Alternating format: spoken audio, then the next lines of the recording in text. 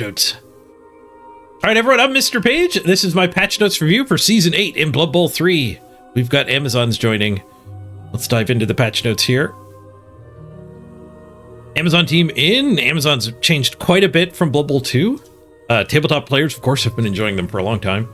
But it'll be my first look, and if you're digital only as well, it'll be your first look. Joseph Bugman inducement is available. So this guy is... he's like a keg. He helps your KOs in a different way. Is it reroll? You can reroll your KOs? He has some way of modifying the KOs. Help me out here, chat. But also, he'll play for you. I don't know what his stats are exactly, but you can only field him if you are down a player. So he has to be like your last bench player. So he helps your KOs come back, and then if you need him, if that wasn't enough, you actually get an extra player out of it. So kind of a fun inducement. I don't know how much you'll see play. I'm not sure what he costs. I don't know all the details like that. But, you know, it's good to have more options.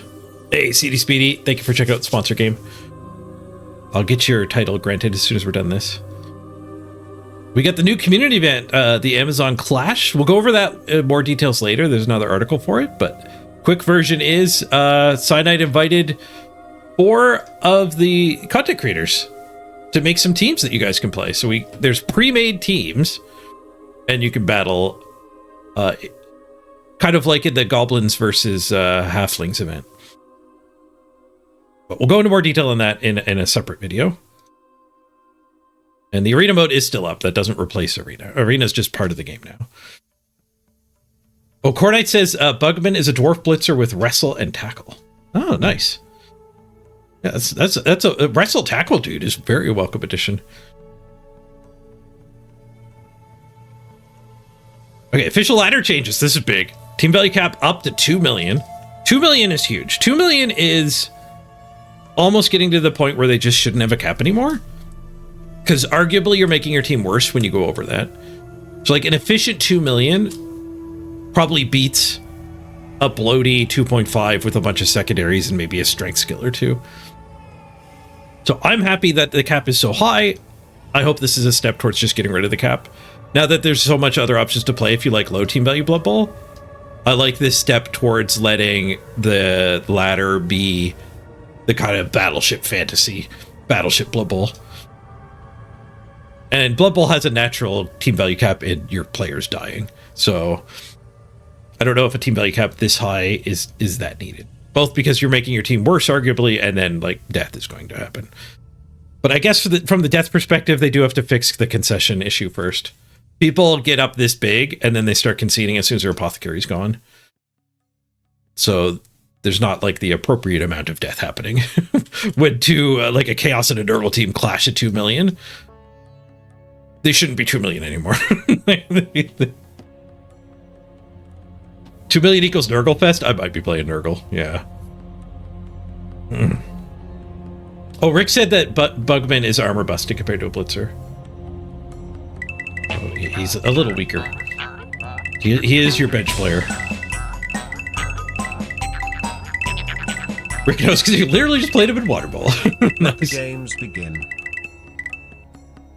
Hey, Bad Dog, thank you for the sub. Okay, primary random skills back to half price. So presumably that means secondaries are half price as well. I think this is better than secondaries only. There were a couple times last season where, like, I made the decision to not engage in the super lottery and go for random secondaries. And there were once or twice I played against somebody who had, and it did feel kind of icky. So I think like trying to get one good random strength skill on your orcs and dwarves or whatever to start is an achievable goal. Where chasing secondaries takes like more than twice as long. So like you can still chase secondaries, but now like I can just do my primary randoms and have somewhat of a discount to be keeping a pace with secondaries. So I think this is better. I still think it would be better overall to not have them because the higher and fire cycle is so bad. Like I think that is just like it's a bit of a toxic trap. It's like gambling. It's literally gambling. So like when you hit a good random, it feels great. But when you hit a bad random 7 times in a row and you just can't get your whatever random you're trying to get, you just can't get it. Like that's a pretty big feels bad moment. So it's much like gambling. There are winners who enjoy it a lot and some people pay the price. So I'd rather see it not in the game, but personally, from my perspective, I'm entering a subathon, I'm playing a buttload of Blood Bowl. This is going to give me advantage. I'm going to be grinding randoms amongst the most hard. I am in the position to take advantage of this rule set, is what I'll say. So I want top of the ladder, and I think having like 10 randoms on my team is going to facilitate that. Bridge the skill gap so I could do better than the better players than me. Last season you could random secondaries. The primaries were full price, secondaries were still half price. Sprint ranking is now displayed in the ladder. That's good. There were some fan sites that were showing it off, and the fan sites still might be better, but it's good to have it right in the client too. Arena mode adjustments. So arena is not really for me, so I'll just go over them quick. No more overtime. I preferred overtime, but again, not for me. Getting rid of overtime lets you budget your time better, so I could see why it's better. 3 draws ends your run. So 7 wins, 3 draws, or 2 losses. This does have the weirdness of if you're at like 4 wins, 2 draws, no losses, you should concede the game you're about to draw. So that's not ideal. A loss is better than a draw if you already have 2 draws and no losses. That's kind of niche, but you know, be aware of that. Take advantage of that loophole. Concede a game that you're about to draw. What's a sprint ranking? It's your SR after 20 games played. And it's the primary to qualify for playoffs these days. Actually, we don't have playoff qualification criteria in here, I don't think. So last season, it was the primary way to qualify. It was about half the tickets went to sprinting, but it was the one to chase, I think. So again, that's another concession towards people who like low team value Blood Bowl. Wizards banned in the arena. Tiering updated? We'll have to get into the client to see what they've changed. And the champion screen added displaying all victorious runs, 7 wins. Oh, that reminds me, I'll have to get rid of, down below my stream, there's a bunch of old, outdated arena stuff now. But all of my 7-win teams are down there. But now that'll be in the client. You'll be able to just browse and see what people are winning with and copy their teams. I like that quite a bit.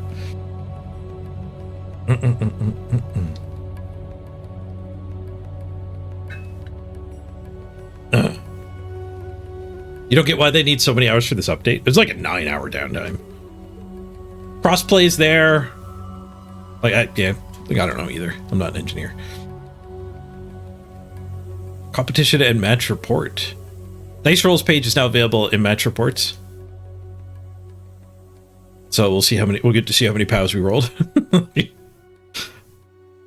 That's always fun. We'll see how they implemented it. We'll see if how useful it is. It'll be fun, and it might be useful. A player can now queue multiple teams in multiple competitions. That's good. You could multi-queue last season, but you couldn't do arena and ladder. So now you could do like your ladder team and an Amazon Clash team, or arena, or all 3. And then there's just a pop-up for which of your teams are spinning. So you get a little display in the bottom corner showing you what's spinning and for how long. Faction filter added to the live tabs, allowing players to search for specific faction currently in a match. That's cool, kind of cool. We'll be able to see how popular Amazons are. Just browsing data. More data good. Team management. Inducement star players now saved in custom team templates. Player names are saved in team templates. That's cool. Inducement tab has been added in the menu for non-custom teams. Oh, we had an ad playing. I'm going to snooze the ad. Sorry. I guess not sorry. I defeated the ad for 5 minutes. Inducement tab. For non-custom teams, it lets you browse your available inducements. Again, just more info. More info, better. You can reduce your treasury in the manage team pop-up. Oh, so we'll be able to do it with one button instead of hiring and firing stuff. You can hire and fire the staff things, the cheerleaders and stuff from that pop-up.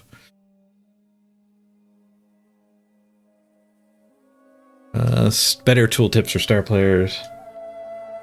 Team alignments and special rules are not displayed for factions. I don't know if they really have any special rules. Like when you pick Chaos, when you make a Chaos team, you get to pick which kind of alignment you are, which Chaos God you follow.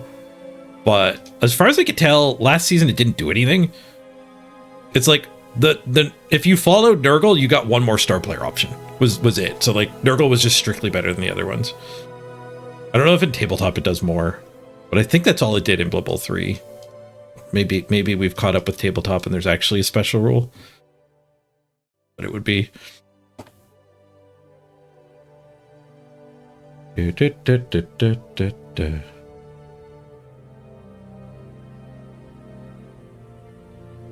it was just access to star players? Oh, so we're missing a bunch of tabletop star players is probably the difference.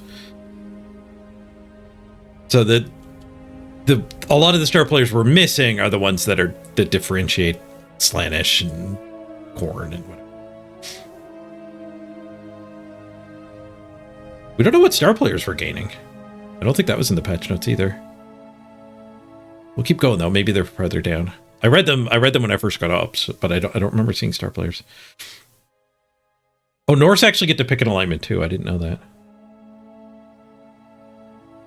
And Nurgle, huh?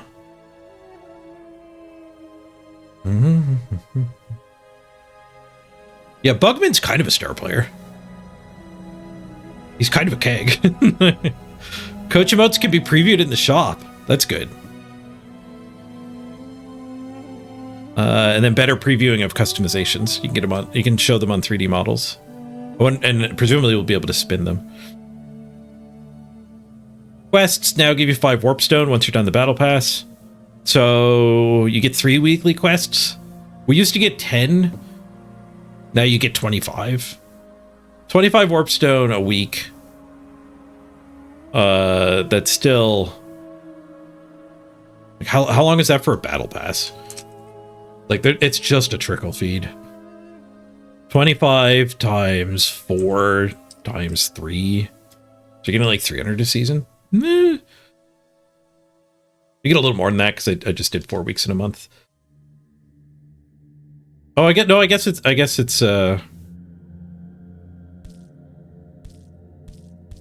yeah, it'll be a little more. So it'll be, hey, thanks, Crisp. I don't know half of you half as well as I should like. Like you get every third battle pass for free. That's actually kind of a that's not that bad.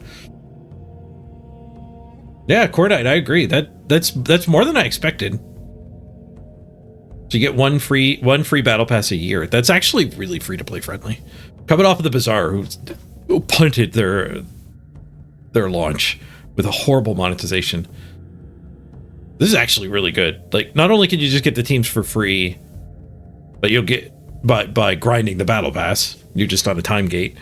But now once a year you get to turbo one of them. Get it on day 1. That's true. The Blood Pass has some Warpstone in it too, right? So you get a little bit of a refund on the one you do buy. Now, take all content creators' opinion on this with a grain of salt. I think most of us get gifted like 3,000 Warpstone a season. So don't necessarily look at all your favorite content creators and go, oh, they're buying cosmetics. It's normal to do that. I'll do it too. We didn't buy the cosmetics. They gave it to us. I don't know where they draw the line though. I should clarify that and apologize. If you're a content creator and you're not on their radar, it could just be that they haven't updated the list in a long time. I know Runbad, for example, wasn't getting it all of the time. He got added to the list at some point. And Runbad's pretty damn big now. Like, Runbad gets more viewers than I do.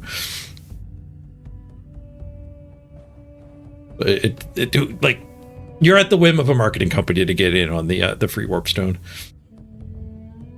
You can override the current pitch with the human pitch. That is huge. Press P, turn off the god-awful lizard pitch, which is my chosen pitch in the Amazon Clash, by the way, so...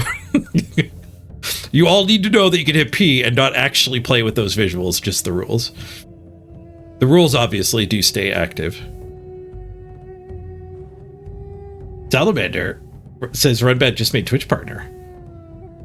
Did he just get partner? I thought he had been partner for a while.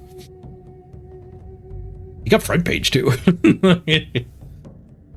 Getting partner on Twitch can be rough though. They almost always turn you down the first time. The pitch special rules are in effect, and they're active for the Amazon Clash. So not only are they there for private leagues, but they're there for queuing. If you play my team, always kick the ball turn 1. Because the lizard pitch overrides the turn 9 kickoff event with sweltering heat. And kickoff events favor the defender. Blitz and perfect defense are OP. Like the receiving team equivalents are not nearly as strong. So you can turn off your opponent's opportunity to blitz you. So always kick the ball in turn 1 so you're receiving on the fixed kickoff event. If you're playing on by pitch.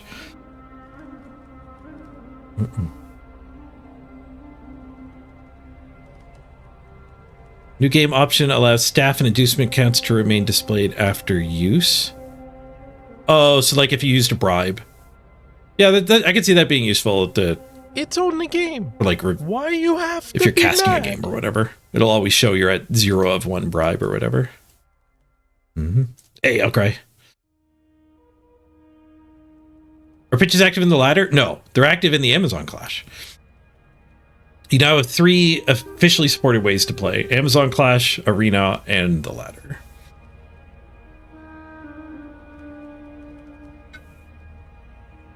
It's now possible to pin a player sheet using middle click.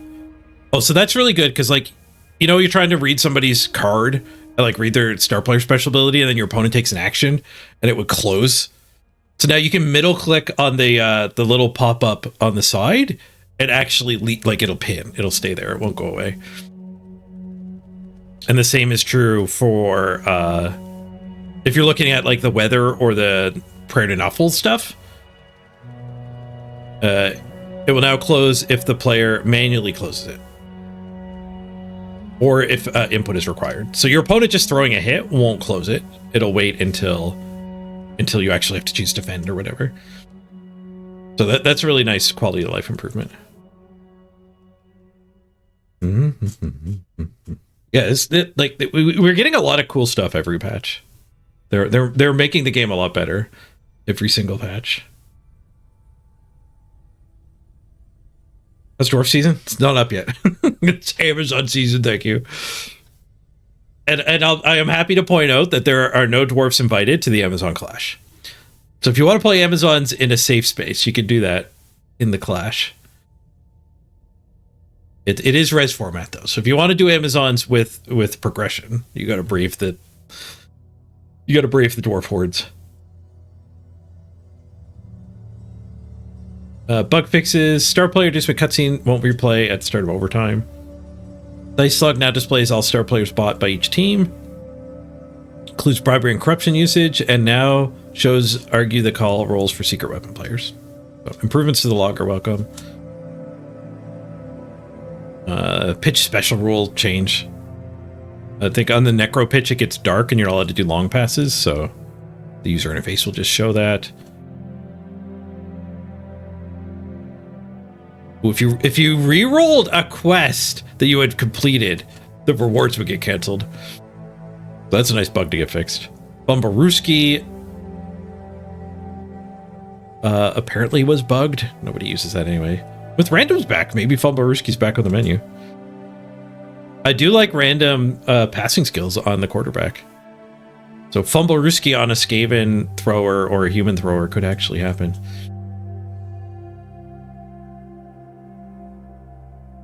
Then some validation thing for private leagues. High kick kickoff event now probably allows interaction even with no player is available. Allows interactions. wonder if it was locking things up. Well, it's a bug fix. Anyone know when maintenance is over? About an hour. About an hour now. Hopefully they come up early. Controller cursor freezing. Quest notifications now disappear. I did hate that they were kind of lingered. Several gameplay fixes have been implemented. Big. Crowdsurf cinematic no longer plays twice. I never had that. I wish I did. Jump up and dirty player skills now quickly available. Unavailable for the ball and chain. So slightly better randoming for this guy. Random general ball and chain. Issue with Lord Borak's special rule causing soft locks is fixed. Never ran into that one. AI improvements include enhanced setup formations for agile AI teams. Various other optimizations. We always get that line in every patch. Pretty good patches, though. There's a couple quality of life things. We get a dice log summary at the end of a game. I'm excited for the ladder. I think this is great. I think this is really good. The fact that we have Arena, the Amazon Clash, and the ladder now means the ladder doesn't have to serve everybody. So if you love NAF style tabletop tournaments and you want to practice for your upcoming event, the Arena is there for you. And if you love progression and leveling up your players and dreaming about monstrous teams, what if I can get Blodge on every player on an orc team? Is that good? We haven't been able to think about that in the past. Now that the cap is up so much, hopefully it'll be uncapped later, we can actually experiment with these dream teams. And hopefully get rid of the extremely feels bad moment of not wanting to get SPP on your players. I've encountered that a couple times with the low team value caps where like we're at the cap and like we actively avoid taking hits on turn 16 because I just don't want any more levels. Like, ick. Go away. Can I tell you about the Arena and the Amazon Clash? Okay, so Arena got added last season. It is a game mode with teams created with NAF style rules. So that means you get to like, you build your team with like 1.1 million team value, and then you add on 6 or 7 skills. There's tiers so that worse teams get more skills and more money. It very much simulates NAF style play. And then the way the actual game structure goes is you're trying to get 7 wins with your team before you've lost twice or gotten 3 draws. 3 draws will kick you out too. So your goal is to get 7 wins and before you've either gotten 3 draws or 2 losses. So it is a really fun game mode, but it lacks progression, which I think is the biggest thing I like about Bloodbowl. So Arena's not for me, but Arena is for a lot of people. And I'm really happy Arena's here because now the ladder can be more for me.